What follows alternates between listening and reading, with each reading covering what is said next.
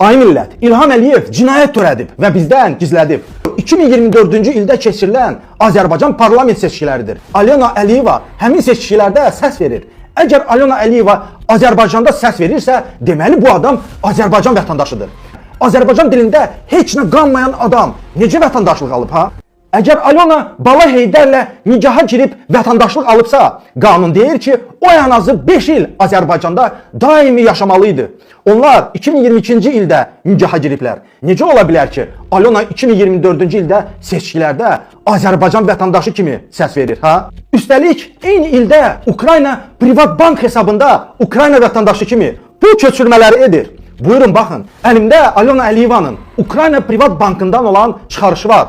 Klienti Privat Bank Ukrayna. Görürsünüzmü? 2021-ci ildə Alyona Qonçar Aleksandrovna ünvandan tutmuş Ukrayna pasport nömrəsinə qədər 2021, 2022, 2023 bu adam Ukrayna vətəndaşı ola necə gəlib bizdə səs verir? Deməli İlham Əliyev burada da bizə kələk gəlir.